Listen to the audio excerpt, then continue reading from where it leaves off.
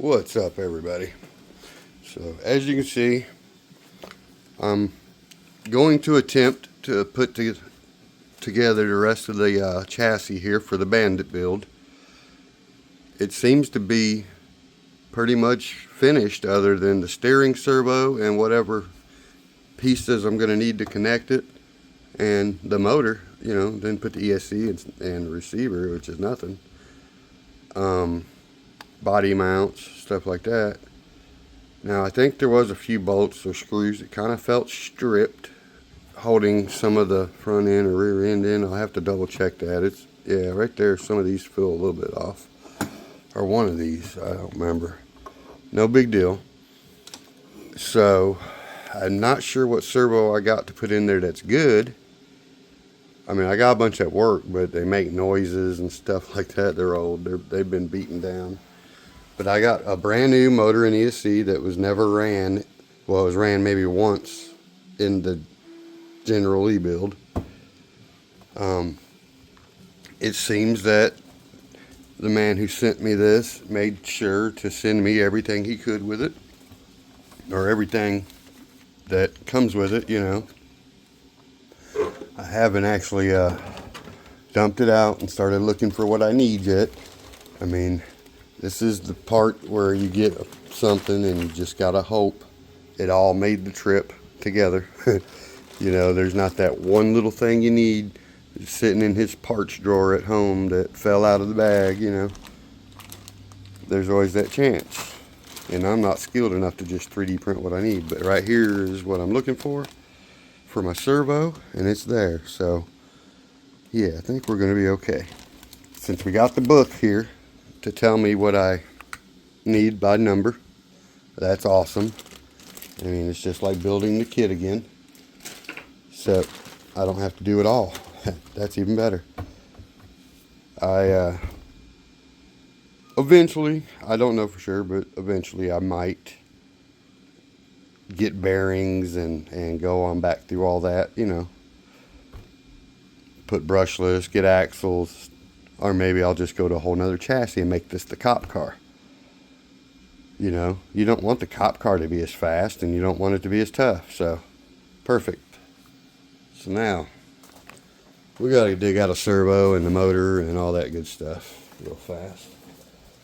I gotta make me a cover for this. I'm gonna do a wood top. And I've decided I'm gonna make some kind of wood top to sit on these drawers with a hinge in the middle that it can lift up, so that when I need something out of the drawer, I can lift this side or that side. That's my plan. Probably never happen, but for now, we're gonna take cardboard and just move it and get into my junk drawers, because I got stuff to find. Alright, boy, we got a Traxxas servo. We got another Traxxas servo. I know I got more than that too. Let's see. I got stuff everywhere. There's a Spectrum servo.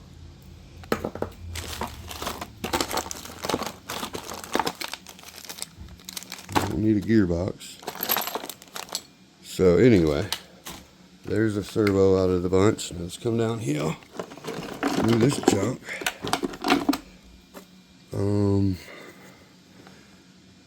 These are all 40 amp. I got a Holmes Hobby servo, but the gear's stripped on that. I was going to replace it because it's really good. Now, that's a 1040. I'm pretty sure I have a 1060 in here though.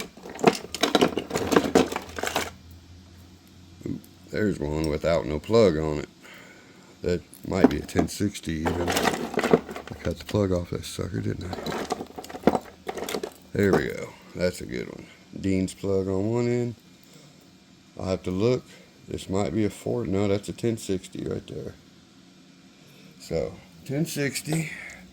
Now, where's the motors I had? Got a whole bunch of motors here somewhere. Huh. I gotta find where I put the motors.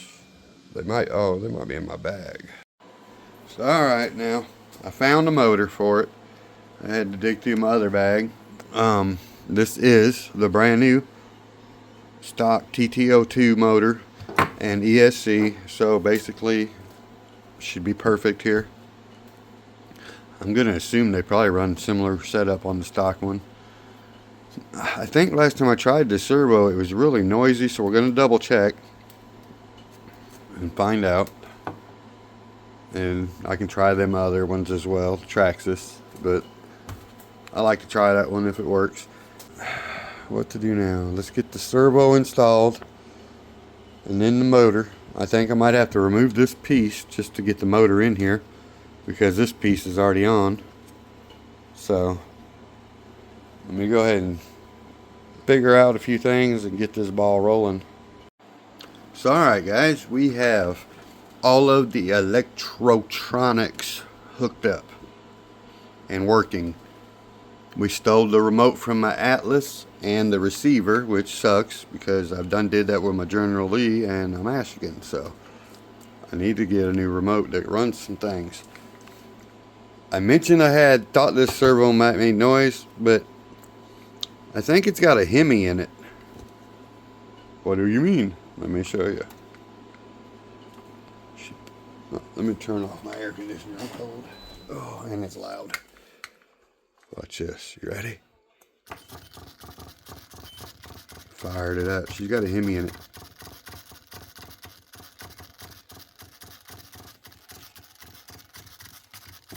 Is that thing? Something's going on.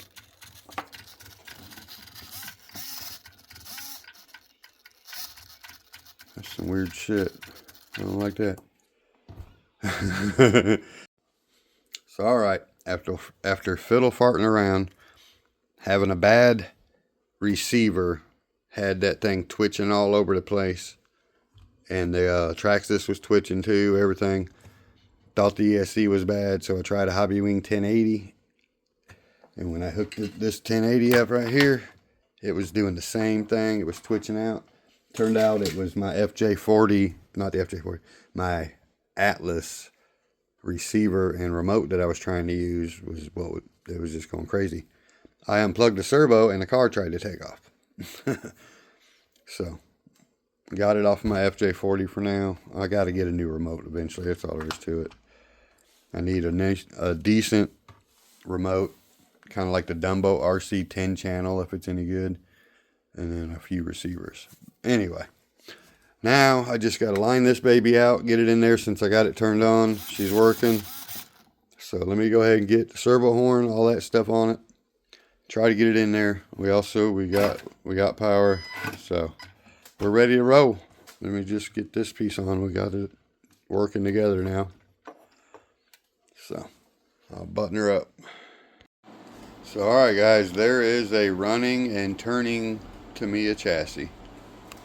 Now, one issue I found is the screws that actually hold the diffs together up here, front and rear, you'll see are stripped. I don't know if you can tell, but you'll see right here when I do that. You see that? Can't have that. These are the gears inside there. So I took the screws out of the back. I'm going to do something that I don't want to do because I don't have any longer screws. I don't think I am going to look. But I can't go much longer, but if I had them, I don't think it'd work out. I'm going to use a little super glue. I hate doing it, but we can't have that coming apart. So we're going to put just a touch of glue between the plastic, just a little, and just a touch on the screw. If I have to break this apart later and replace it, but if it ever comes loose a little bit, it's going to strip. So we don't want that to happen. And the only option I got is to put a little extra, just a little bit of glue in there with the screws that are going back in. And then just hope, you know, we're not going brushless yet, so I think we'll be okay probably. So as soon as I button that up, I don't have any tires for these wheels either. These wheels actually, if I was doing the 79 turbo or 80 turbo Trans Am, these wheels are what they have basically, but we're not doing the turbo Trans Am, we're doing the Bandit Trans Am, so I got to get some snowflake wheels. So we will probably borrow these for now. It's the only tires I got. Alright, let me see what I can do with this real quick. So, alright. I noticed while changing tires, I went ahead and kind of painted the white letters with that marker. Those markers are amazing. For these tires were hard to paint, so that is not a good example. This, I went ahead and just done these, if I can get it to zoom in and look good. Just really fast too. I made one mistake up here on under the GT. You can see where I missed the line. The rest of them, if there's any mistakes, it's because it was there from last time. Even the AT right there come out great. I'm very happy with these markers. That's why they're worth mentioning. Hobby Lobby, right by the registers, $2.99 for a 3-pack. So I pay that much for a Sharpie, and they always quit on me. The white ones always quit on me instantly. I never get all 4 tires done with one Sharpie, ever. So anyway, I'm putting it on here, and I noticed that there was a couple of wider hexes in the back in the kit. This is what was on it, and this is what 2 of them were in the kit over here. So we're sticking the back ones out a little extra because I noticed the axles were longer on the back than they are on the front. In the front, there wasn't but that much lug nut. When the lug's on the back, there's still an extra, you know, like yay much thread. So we're going to go ahead and stick the back ones out on my Trans Am because it's just the way it should be. So we can just take that baby on off. Turn it this way. There we go. We don't want that pin to fall out, and we'll go to the big one. Get in there.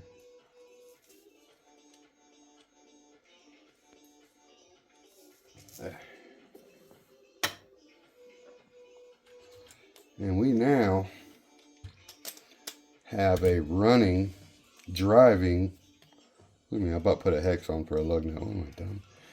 Running, driving Bandit chassis. That is so awesome. I wasn't sure what it was going to take to get this baby up and rolling. And as of right now, she can whip donuts. Maybe. I don't know. Yeah. Now I went ahead and glued the rear ends. Oh, they're holding up pretty good if we don't get rough with them. I think having glue on the screw will help hold it from pulling out. Now, something I did notice I did wrong. Let me turn my air back on. Damn, it's hot. When I put the servo and everything together and the servo horn, I know it's on the picture right here is a washer type deal, and I forgot to put the dang thing on the nut. So now I gotta pretty much remove the entire servo just to put that on. But I'm gonna do it. It's there for a reason, probably. I think. Ooh, it got hot in here all of a sudden. It's nice and humid out tonight, I'll tell you that. So let me clean up some of my mess, button up this last little thing here, and then we are going to get ready to start on a body. Oh man, oh man, oh man, is this gonna be a sweet ride.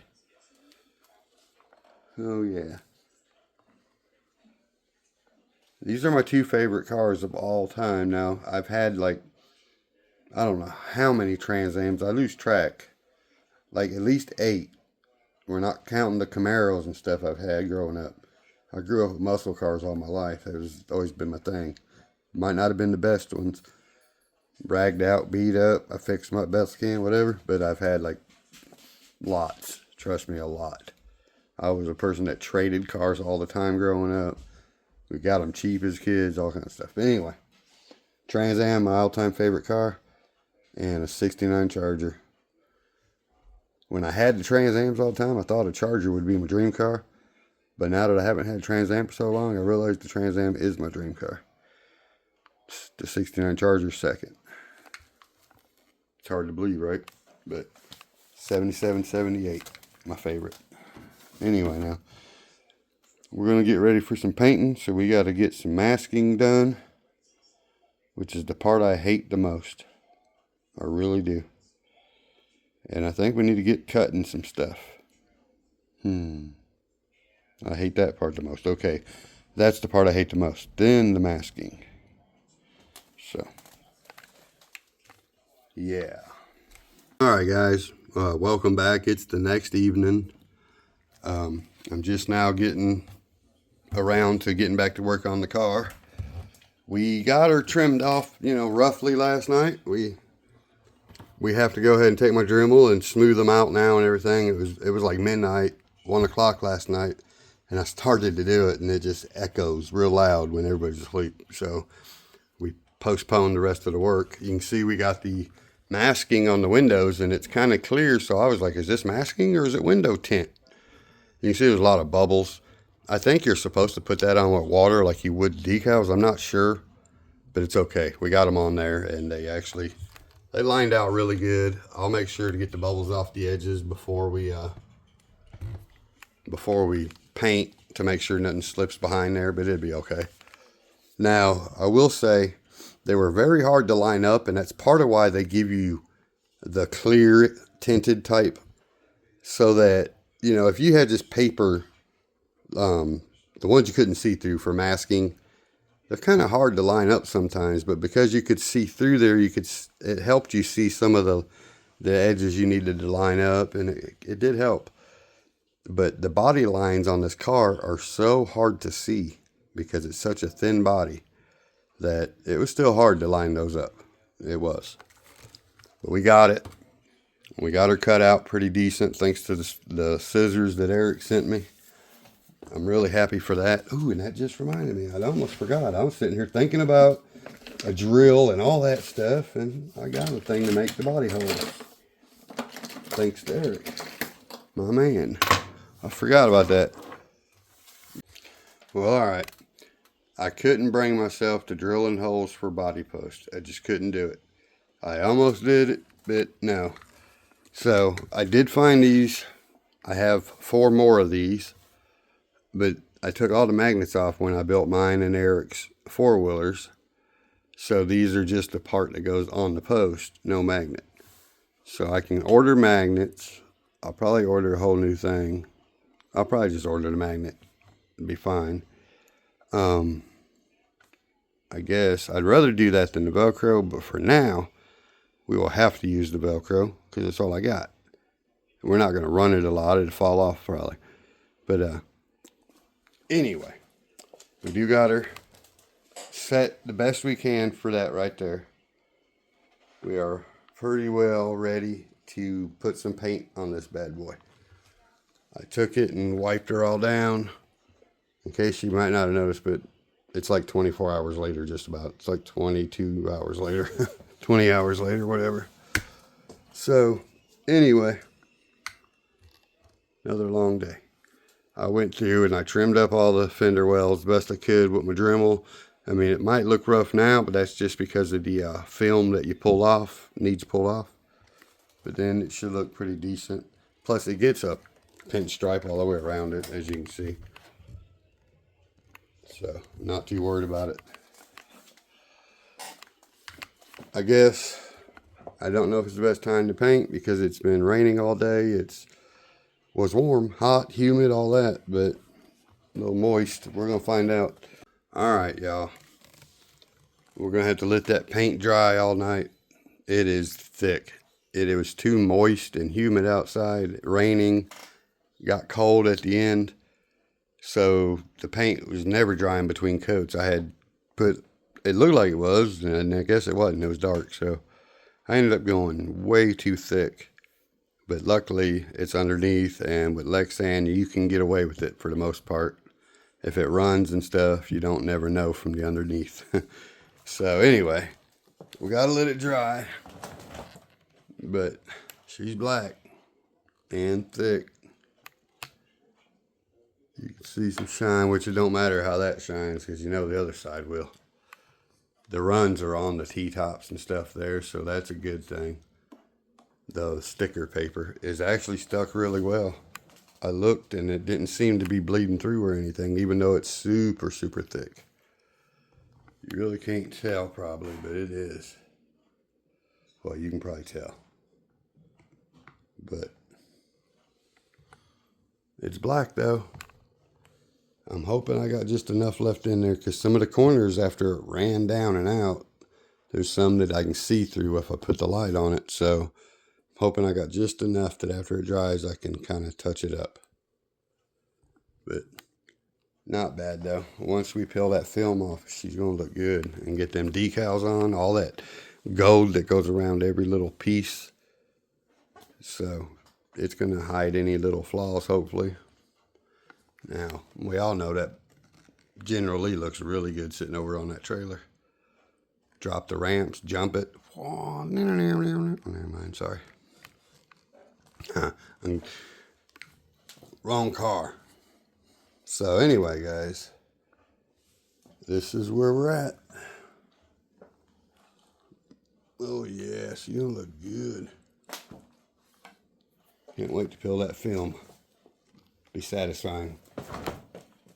Oh, I do got the super too much paint in this damn thing. Look at it, still running when I lean it. Spoiler.